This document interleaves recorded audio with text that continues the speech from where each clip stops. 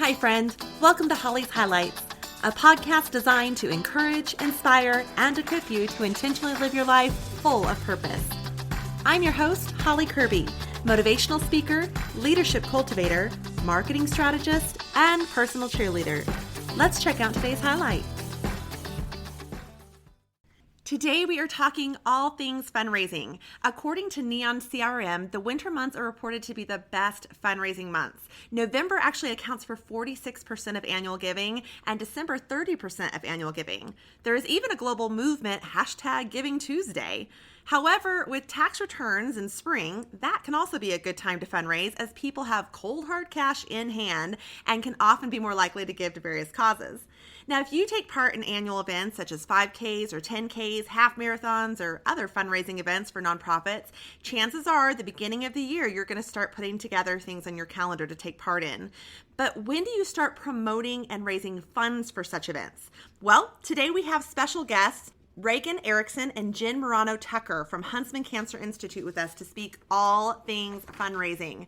Now, Jen Morano-Tucker is the director of events with Huntsman Cancer Institute. She actually got started in fundraising in 2002 while she was working with the Utah Arts Festival as they're overseeing their Art Attack 5K race. And as a graduate of the University of Utah in commercial recreation, hospitality, and tourism, that program, career in the sports event just seemed like a perfect fit for her. She then learned firsthand how to run large-scale events from beginning to end from some of Utah's best event managers while working as the assistant race director for the Salt Lake Marathon their first year. Now, what's interesting enough is during that first year with the Salt Lake City Marathon, their charity happened to be Huntsman Cancer Foundation. Now, why I mention that is while working at the marathon, Jen's dad was diagnosed with cancer, and he soon became a patient at Huntsman Cancer Institute.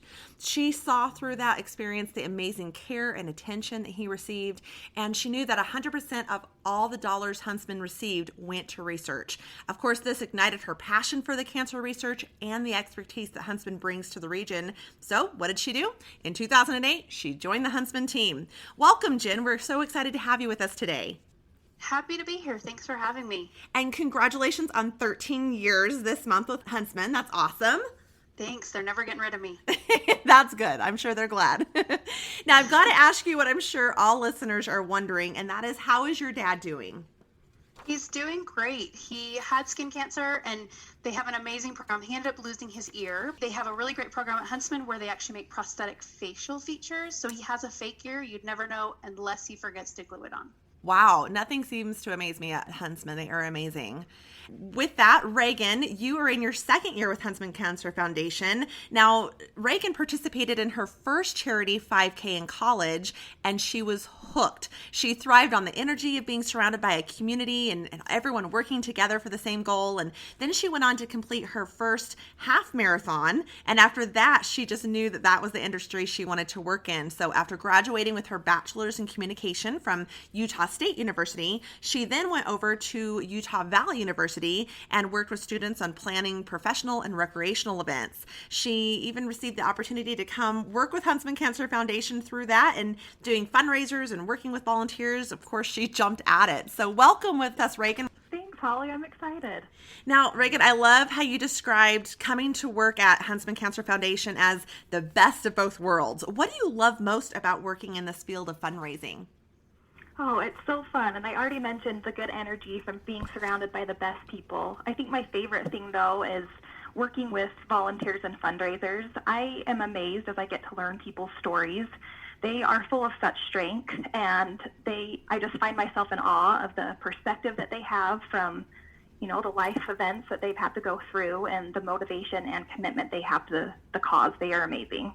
Absolutely. Now, both of you working with the Huntsman Cancer Foundation, I love it that we have a fresh perspective and we have the years of expertise in this. And Huntsman especially is such a reputable institution. What should we be looking for in organizations to support when we're wanting to either get involved in fundraising ourselves, of being a part of the actual events, or if we're looking for just a place to donate our money as a business or as an individual? What should we be looking for? That's a good question. On the side of like you being personally involved, it's what you're passionate about. With my dad being a patient, Huntsman was a passion of mine, cancer research. And so look for causes that are near and dear to your heart, that have impacted your family, then you can be a better spokesman for that organization when you are asking for donations or deciding where your dollars go. And also know that their charity is doing good with the dollars. A good charity that's stewarding your money in the right way will operate at 80% going to donations and to their cause and 20% on expenses for their events. Oh, that's great information. Now, do you have insight on that as well, Reagan, on coming into it and some of that personal or company aspect, what businesses can look at? Yeah, I would add to Jen's, you want to look for the fact that they're a 501c3, which means they're legally recognized by the government as a tax-exempt nonprofit organization. And the other thing that I really loved about Huntsman is the amount of resources that they had for their fundraisers. So they recognize that people are newbies at this a lot, and they are there to help you and to make it a successful experience. So I think any organization willing to start you off on the right foot is one that you want to work for. Absolutely. Now, that was great, Jen, the statistics you gave us, 80% donations to their fundraising, 20% on expenses. What other red flags should we be watching for when looking for a group to work with? Well, a lot of people don't know that the Better Business Bureau actually rates charities. So you can go in and see, is this person, received really bad reviews and a really bad grade. Also, if you go to events and it just feels like it's more pomp and circumstance than actual fundraising, overspending on events, and not everyone will be able to see that very well. Also, one other thing is seeing that if personal fundraising for people's personal expenses, and you don't know this person personally, but someone had forwarded in social media, check to see, because sometimes, sadly, people are pretending to have an illness and pretending to be in need, and especially at certain times of year, like you mentioned, the end of year, when people are looking to spend a little more dollars on donations, and or maybe have a little bit more money as that comes into tax season, or stuff like that, then there's a lot more predatory people asking for money. Absolutely. Now, Jen, what are the most effective ways to raise money? Ask. I mean, that's really the number one thing. I remember when I started here, I thought if I was going to ask people to fundraise for us, I was going to join the team, I was going to run with the team, and I was going to fundraise. But I was really nervous that people would not like me or be mad or whatever. And so I really just sent an email to 25 people that knew and loved me, and no matter what I sent them, they would still love me. And some people gave, some people didn't. I had people that shared their stories on why cancer research was important to them. Friends I'd had for years, I had no idea they lost a parent or lost a sibling. And some people just encouraged me and said good luck. And so really ask is the biggest thing. And sending an email, 90% of people who raise funds, like for example, if they're doing a peer-to-peer fundraising like a run or a ride, is raised just through asking in an email or a text message. Wow. Okay. Now, Reagan, you came into this fundraising arena and industry and raising your own funds for the different events that you were a part of, especially the half marathon that really got you involved in it. So what tips from maybe a personal fundraising angle would you have to give to us? Yeah, I think Jen hit on the number one, which is just not being afraid to ask. I would say that you want to start by making a list of potential donors. So include the people you know, and then, like Jen said, just reach out to them, whether that's an email, phone call, or text. A good way to also do it is start by making a donation yourself. Jen's a really good example of this, that, walk the walk as much as you talk the talk kind of a thing. And if you've done that, then you don't have to feel as bad asking others to match it. And being consistent with it, really. If you ask one person each day to make a contribution, and let's say they give $20, you've raised $100 in less than a week. And that's really motivating to help you keep going, just those small donations. Right. A couple other things, social media, that is the world we live in. And if your audience and friend group is on that, then definitely utilize that tool. If they're not, another great way that I think is just, any meeting or circle that you're involved with, ask for a few minutes to be on the agenda. And I know that's kind of scary, but if you explain why you're participating, and oftentimes there's a personal touch as to why you are involved in this cause, you share your story or the story of someone else, and I think you'll be surprised that the people around you want to support you and this cause, and it really just takes leading out. Absolutely. I love what you just mentioned on the story, connecting with their story and hearing the involvement on why that's so passionate to them. I think that helps just connect the donor even more and want to give, because not only do they want to give to support that organization, but they want to give to, in a way, support your story. Yes, exactly. And I think the biggest thing, too, that we cannot forget, and we always stress this at Huntsman Cancer Foundation with our fundraisers, is that thank your donors. Sometimes we get so wrapped up in our cause and everything that's going on, we forget to thank the people that have helped us to get there. And if we don't thank, they won't give when you participate in your second year or whatever it is. So Absolutely. please thank them and let them know how much their support has meant to you. Yeah, absolutely. Awesome. What are some of the biggest challenges when trying to raise those funds for a nonprofit? Both from a nonprofit point of view, what's hard to raise monies for an organization such as Huntsman, as well as the actual person participating in the fundraising. What's some of the challenges that they might face? Yeah, that's a great question. From a nonprofit point of view, I think the biggest challenge is getting people to invest and take ownership in the cause. Nonprofits don't coerce participation. They try to incentivize and provide meaningful experiences in exchange truly for the effort that their donors or fundraisers are giving. And the challenge then becomes, how do you give enough back to your fundraisers that they feel like their efforts are worth it, but also maintain that sustainable platform that's truly profitable, like Jen mentioned earlier. Right. The key then, right, is trying to get people out of that transactional mindset of what can we get back for what we're giving, and really foster that intrinsic motivation to have people participate just on the virtue of the mission alone. I think from, an individual participating, the challenge is essentially the same. You realize you can't make the kind of change that you want to alone. You need help from others. And so you then have to find effective ways to spread the word and find support. And the people who are often the biggest champions of the cause are typically those who have seen firsthand why there's such a need for this cause, or why there's a need for change and help. And your challenge then is to instill that same sense of urgency and passion that you have because of your experiences to those who maybe haven't been personally impacted. And that comes, again, from the connection and sharing your story and helping them to see the why behind this cause. Love it. Love it. Now, you also hit right on the marketing call to action. You want them to step up and take action immediately for the idea to stay fresh and not fall on deaf ears, which I think leads into a perfect question on every listener's mind of how long does this fundraising campaign typically last? I mean, we've seen the campaigns that last an entire year long, and it just seems to again, fall on deaf ears. So what is that sweet spot of a campaign fundraising time? I think a lot of that depends on what type of event they're doing. For example, we have folks that do marathons for us, and that training period is 25 weeks.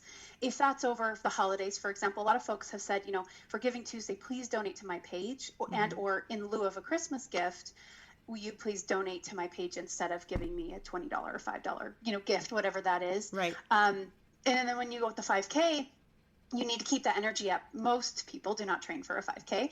And with that, you need that to be 30 days and keep that countdown. I've seen a lot of people on both marathon and shorter events where they post every week, and it may not be amounting to a ton of dollars each week, but every week they say, here I am in -8-degree weather running my 10-mile run, and there's icicles on my eyelashes. But it's another way to show I'm putting my money where my mouth is, and I'm doing the work. And it's kind of reinforcing the passion of why you have what you have for that cause. And so same with the 5K, that countdown, we're getting closer. This is for mom. This is why we're doing this, and reminding them of their purpose every single time and keeping that pace fast. Right. And again, highlighting on capturing that story and then bringing in the tool that Reagan was sharing of social media. I like how you put that. That's great. Now, looking at when we're giving to various charitable contributions, what can be written off? That there seems to be just some confusion there of, okay, if I'm giving $20, can I write off $20, or what does that look like? Yeah, for example, like at Huntsman Cancer Institute, any online donation, any check, any cash, that's all a charitable a donation. For example, some people own a business, they own a massage therapy, or they own a restaurant, they give gift certificates, that's considered an in-kind gift, but it's also a write-off. The things that usually don't count as charitable donations are, like we had mentioned, a gift to a person who's, their personal medical bills or, stuff like that. And, or sometimes through a community group is doing a fundraiser for another charity and you give directly to that community group. Since they're not considered a legal 501c3, that also won't be considered a write-off. Okay. What are some ideas, Jen, that you would have on how companies can get involved in raising money for these nonprofits? Yeah, so we have a ton of companies that get involved in our sporting events. And the great part is they make it as part of, a wellness program tied into a charity. And, there's usually a why involved. Maybe the boss's, child is going through a cancer treatment right now. And the really great part is you can, everyone loves a good spirited competition. So you can pit kind of sales against marketing and who can raise the most money and or who can get the most steps or who can ride the most miles. And so that's a really great way for companies to get involved. And a lot of times the entry point is pretty low. They pay the registration fee or half the registration fee. They can work directly with us on what works for that company, big or small. A lot of times the companies will give fundraising incentives. If they raise $10 in this week, they'll match that $10. So just making it fun. Now, Reagan, you had shared with me before some wellness programs that companies might have. So can you share with us some of those other resources? Yeah, like Jen mentioned, if companies, if not everyone has a strong why, they want to have a selfish angle to get involved, right? And so maybe that's that you have personal wellness goals. And so companies can really tap into that of, you have physical goals and we're going to be partnering with this charity. And if you do these, you get discounts for insurance. I don't know. There's different angles that companies can take it, but there's a lot of good options out there. Another really good thing is match programs. You'd be surprised at the number of companies that when their employees make a donation, the company will match it. So your $25 gift just turned into a $50 gift. And Jen and I actually have a list of companies locally that do that. And we'll give that to you, Holly, so that you can link it. And absolutely, listeners can go on and look. I think you'd be surprised at the great options that are out there. That's awesome. Now, what other resources, you guys have mentioned some great tools, but what other resources would you suggest when fundraising? I think it depends on where you spend your time. For example, Reagan mentioned social media. Yes. If you are on Instagram all the time, that is a great tool for you to use because you already have people following you and you have a viewership. If you're never on there, it won't do much for you. If you have family and friends that are all around the world and to keep in touch, you're all on Facebook, that is a great tool. Something I feel like is overlooked, I mentioned earlier, is texting. If your people are texters, which is awesome, send your link. Your link will go in, and when they click on that link, it'll automatically go, your link, if you had a personal fundraising page, you send that link and then there it goes. Or if you say, my family this year is deciding to, have a passion for, cancer research or for the MS Society, then you can then put that link on there so it can go, people can go directly to the cause that you're passionate about.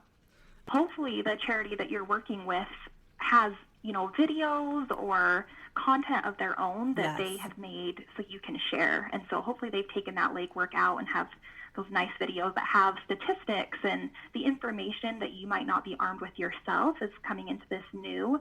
Utilize what they already have because that's powerful. Yes. And I think you hit on that also. It kind of goes back to the credibility of the organization too. I think any credible organization is going to have that material to be able to provide for you, the statistics to be able to assist you with. So that's perfect.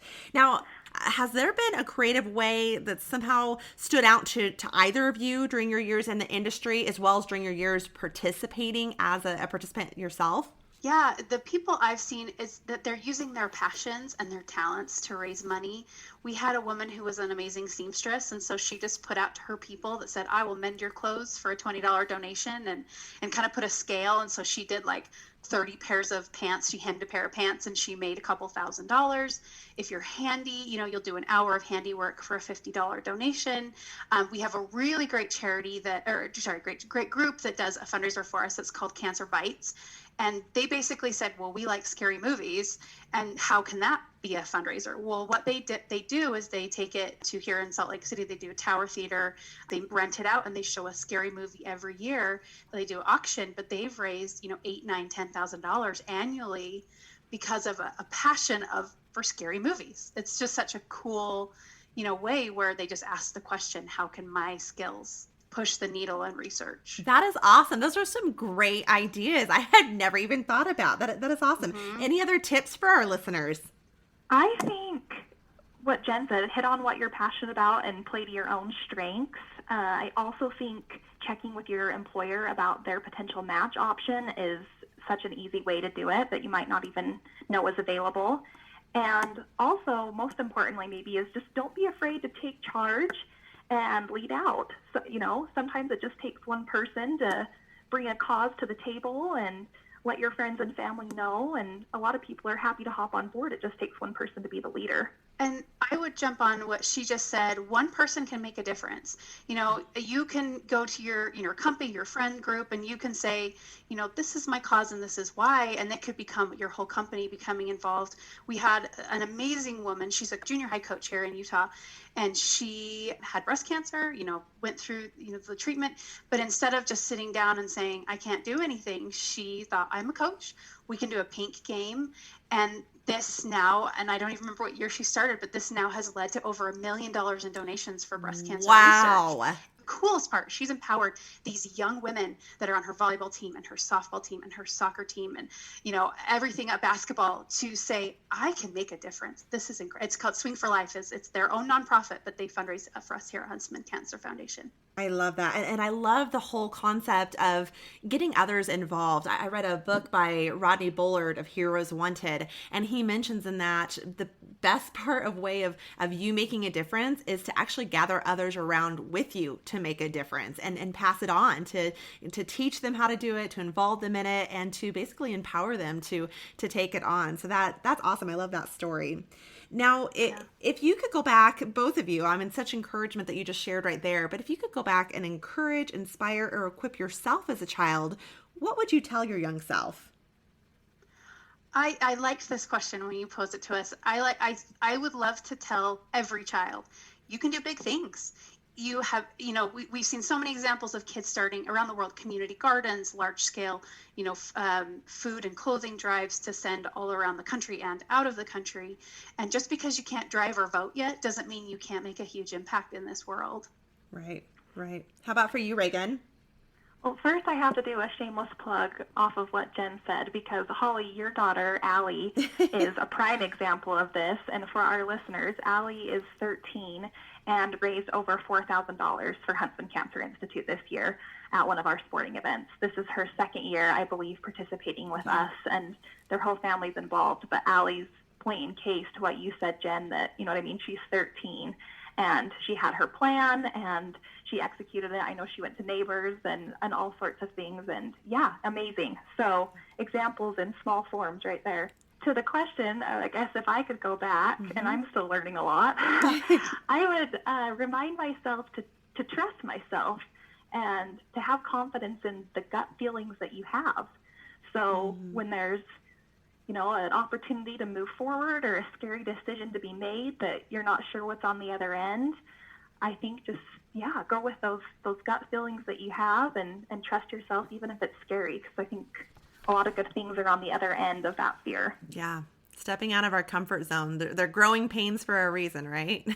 Yes. That's awesome. Now, listeners, I can tell you firsthand how fabulous Jen and Reagan are to work with and what a solid, reputable organization Huntsman Cancer Institute is. My father was diagnosed with multiple myeloma 5 years ago, and my mother with glioblastoma brain cancer last year. Both of my parents, both of them, have received treatment from Huntsman Cancer Institute, and the care that has been received there is it's top notch. Each time our family has walked into Huntsman, which has been a lot of times, we have truly counted our blessings that my parents have been able to receive their treatments there. Perhaps you're listening and saying, this is the organization I want to get involved with. As Reagan was mentioning earlier, this is near and dear to our heart. And my brother years ago started with an event that Huntsman does and passed on the torch, as Reagan was mentioning to my daughter a couple of years ago. Huntsman holds this annual sports festival each year for walkers, runners, and cyclists to take part in raising funds to help find a cure for cancer. So I would personally invite you to join the cause through the sports festival. You can take part in any state, and Huntsman Cancer Institute makes it so simple to collect donations and apply them to your fundraising account. They truly have done everything that they've mentioned here. Your social media, providing statistics, providing the tools and the resources. They just truly come alongside of you and make it so easy, but really are able to tap into that passion of finding a cure for cancer and making a difference and doing it together. So Reagan and Jen, where can our listeners connect with you? Yes, we love that plug, Holly, and we hope that you feel passionate about this and we'll connect. The easiest way is go to huntsmancancer.org. I'll say that again, huntsmancancer.org. If you just want to find out more information about the Institute. And then if you are interested in getting involved in our events, which we would love, go to huntsmanheroes.com, because all of our fundraisers are heroes in our eyes. Absolutely. Absolutely. Well, thank you, ladies, for joining us today. And on behalf of me and my family, thank you. Thank your team. Thank you for all that you're doing with Huntsman to fight cancer and hopefully find a cure for such a horrible disease. You and your team, your work does not go unnoticed, and you make such a difference in so many lives. So thank you for being with us today, and thank you for the work that you are doing that truly is an impact. Thank you, Holly, so much. Thank you for joining me on this journey of life. I hope that today's highlight has been encouraging, inspiring, and equipping so you can go out and live your life full of purpose. I'd be honored if you'd take a moment to leave a review, or better yet, subscribe. We can also stay in touch by joining my email list at hollykirby.com. That's HOLLYCURBY.com. Until next time, make it a great day for a great day.